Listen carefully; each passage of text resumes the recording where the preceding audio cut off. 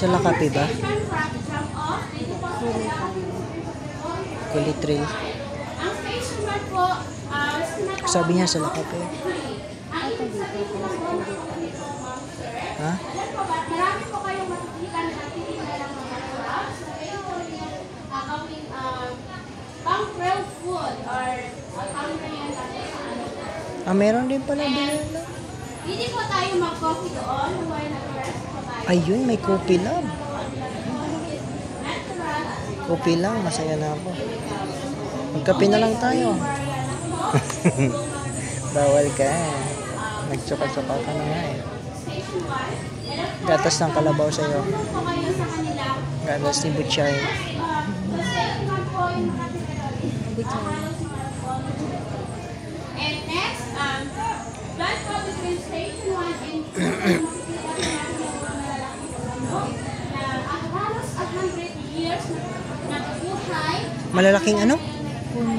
Ha? Puno. Akala ko manok. Pwede po kayo mag-picture and pwede po Taka ko manok. 100 years. Sabi ko, tandaan ng manok na yun. Baka hindi na tigtilaok yung ano nun, yung sinasabi. Umuubo na. Ano?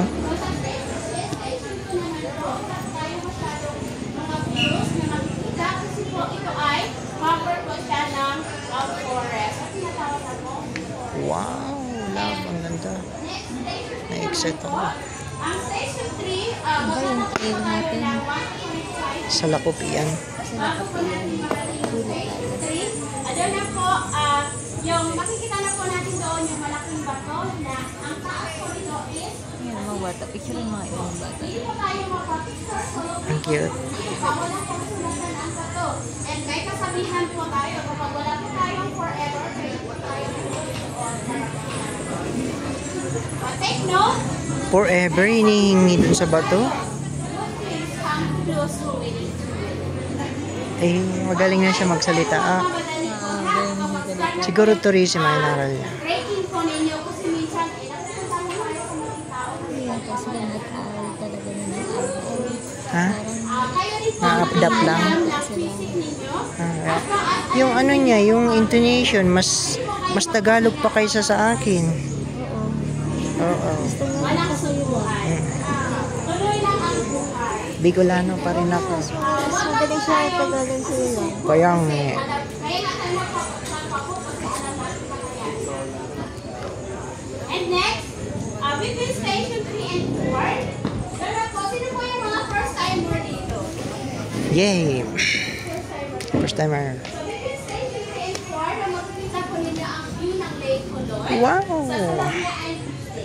Ang Salapia and Butte po makikita ninyo doon ang Ano daw? view and of course ang beauty ng lake. Sa Lakapi. Sa Lakapi. I'm sure na kapag makikita nyo ng lake doon, lahat ng mga sakit na naramdaman nyo sa anong trip, mawawala.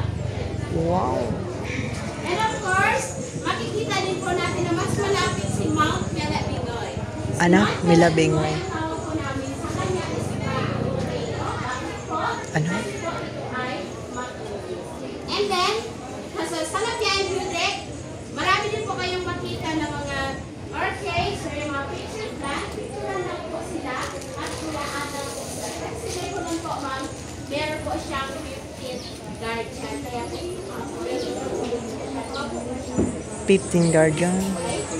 and of course, Dami. doon po sa Station 4 na sa tinatawag na Kotang Pusaw. Ang Kotang Pusaw po, yun na po yung ika-apat na station. Pwede po tayo magpapahinga muna doon bago po tayo mag-composite sa final attraction po natin. Yung tinatawag na Beauty of Lake Lon and the Kotang Pusaw. So, ayun po. Ang papunta ng campsite area sa campus po natin is maglalakad po tayo ng 45 minutes to 1 hour, nakadepende po sa bilis natin. Yung mga credit codes na ginagamit po ninyo is magagamit po ninyo yan. At ang nabili po ninyo na 60 pesos for souvenir na po ninyo yan. 60 pesos. Ang Makakatulong alin? po yun Yung sa inyo. trekking. Kapag wala kang kasama Trekking pole. Gusto kong iuwi yan sa Sorsogon. So pagdating Ma-try nyo nila. doon, Pag hindi yan, hindi ilan po 6 pesos lang yun. Pa-LBC ko. iwanin po natin siya bukas ng Grabe na yan ang laman. mas malinis pa. Ay, hindi. Sumama ka na lang sa airport. Pag bawal. After na mag-rest, pwede po tayo pumunta sa tubig ng Lake Hulon para ma-experience Meron po pa natin naman ang ako isang isang trekking po doon. Yun na lang sa'yo. spa. Na ganyan? Meron ako. At meron Yun na lang po yung isang bibig. isda na magmamasage po sa inyo. And of course, ang activities na pwede po natin ma-enjoy when doon po tayo sa Lake Hulon. Pag-boating going to outlet po. Pag-boating going to outlet is magbabayad po tayo ng 200 pesos sa Bangka Mga And of course, 200 lang.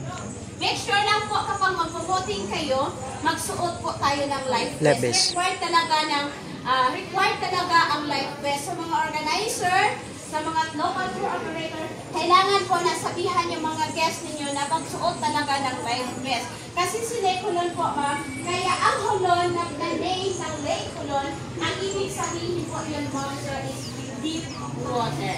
Ang deep water Hulon. po, yun ay hindi talaga mapilisure si Lake Hulon.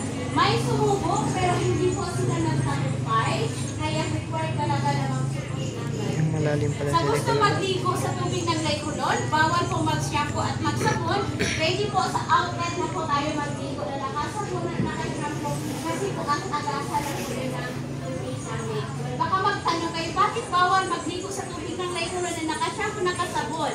Kasi po sa Lake Hulon, preserve talaga siya. And Kubikin ng love yung suot niya ho. Pag ano ho. kaya bawal talaga na Sa malayo. magsabon at mag-shampoo sa tubig. And meron din kami offer from doon. Magbabayad lang tayo ng 20 pesos or 10 pesos kasi po meron po siyang maintenance. And of course, mamayang gabi po, isa po sa main highlight na ma-experience niyo for the first time. No? Sa mga first-timer dyan, ay yung storytelling, chanting, Wow. and of course, Storytelling. dancing. Na magpo-perform sila doon mamaya sa bonfire area. Hanap po kayo doon para ma-experience na ninyo yung mga sayaw, yung chanting, yung storytelling. Doon po mamayang gabi, mag-ano po ba And of course, meron kaming curfew hours. Storytelling. Pagpagkat po ng alas 10, Nakakatulog bawal yan po yung isa. mag-ingay. Kasi po, baka makadisturbo po tayo sa ibang guest. Eh, sa mga may dalang mga Lakers, kung meron man po kayong Anong dalang Lakers? mga Lakers ngayon, Lakers. Ma'am Sir, Lakers. Okay? And of course, tomorrow morning sa Lecolon, nagkakandak ng Lakers. devotional. Alam ko po, marami po dito sa inyo na Christian people. So mag-join lang po kayo sa aming devotional.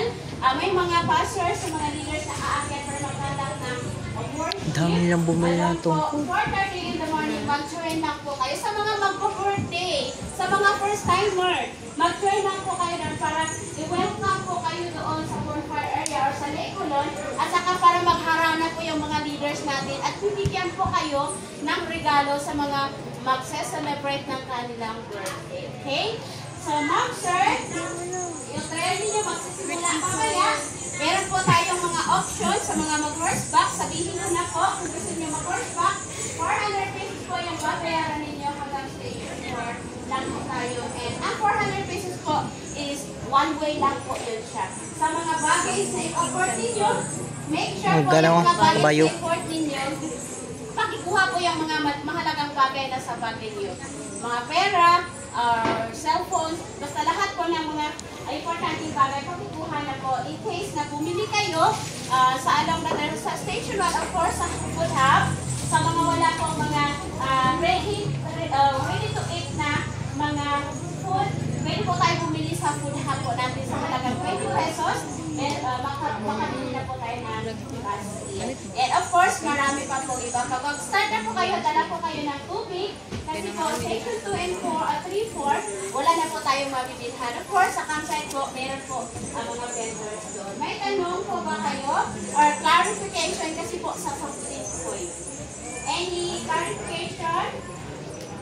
Kung wala na po, i-introduce ko na po sa inyo yung inyong mga tour guide na makakasama ngayong umaga. Sa 3 packs kanina ni Sir sa Mr. Bansuelo. Ma'am Marites, pasok po. Marites. Kahit kung kayo makakasama niyo siya na, sir, Ma'am Marites, Siya yung sa isang grupo. Monday hanggang Saturday. Si Marites, actually sir, accredited tour guide po siya. Ang bayad po sa tour guide sa mga accredited, Accredited siya? sila ng orientation or seminar sa mga tour guide na mag-tour. Tapos si Ma'am Ubarin ko yung jacket ko. ang bayad sa accredited po is Pero mainitan mo. and kung meron po tayong anak Pag lang po suot. para po sa tour guide, ninyo, paki-direct na po. Kung may tanong po May kayo ako sa kanya or may pagsimula yun. clarification or may kailangan, si Ma'am Marites po ang pagmana. Next, eye trackers. Sa guide. Eye trackers. Ilan ang tour guide ta? Madami tayo. Eye trackers. Pakitaas po ng kamay ng mga eye trackers. Huwag lang pong itaas ang paa. Kamay lang po. Kayo po. Ilan na kayo kanina? Guide siya.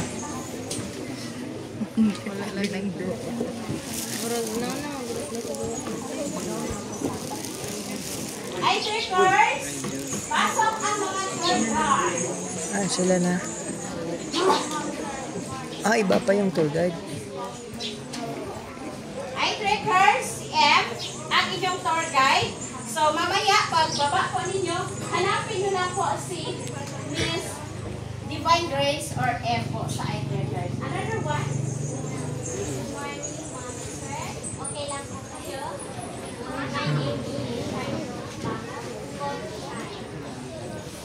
Sa eye trackers, just call Ate Shy. Siya po yung makakasama din. Hindi po siya shy. Masayahin po siya. Next.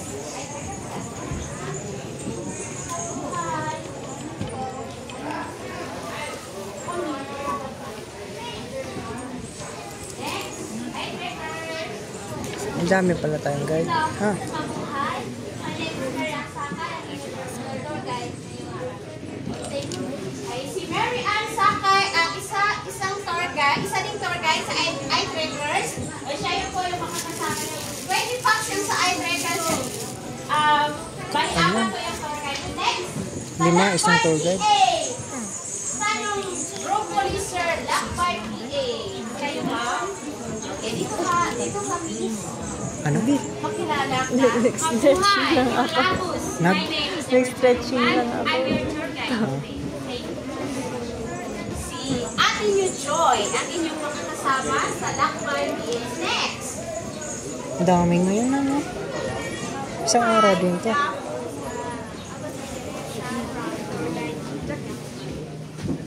Si Chinesa, sila po yung mga accredited tour guide. Mga tour guide, pasok na kayo ulit dito. Nakalimutan ko ng mga pangalan ha. Kasi para mamemorize Divine kayo, Grace, ninyo. si Shai, Yes, si Jill mga tour guide. Divine Grace, Okay, Shy, sa Lakbay PA, ang tour guide number 1, si Mary Mary Jane Joy. Sakay. Ang April Joy, pinanganak noong April. Si April Joy at saka si Jenisa or Ate Jessa na lang. Next, Jasmine. sa eye trackers, si Shy. Sabi ko kanina, hindi po siya Shy. Shy. Masayahin po siya. Si Shy ang nakaputi. M, sa eye trackers, ang tour guide number 2. And tour guide number 3, si Ate New Jenny. Of course, Jenny. kay Sir Tata. Ito po, si Marites. Marites. Marites sa Monday. Tatlo sa apat. Saturday. Okay, ayun lang po. Mga tour guide, pakihintay yung ating mga guests doon sa, dyan sa labas. Kayo mag-assist sa kanila mamaya. So, guys, before po tayo mag-end, May sayaw. Yes! Ano ka ng pera? Lake Kulot Entertainer. Let's give a big Ito. para sa aming Lake Kulot Entertainer. Lake Kulot Entertainer, pasok!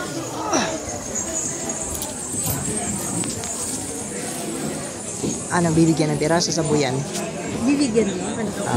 Eh, wag mo kasal. Sasabuyan ng pera. Yay!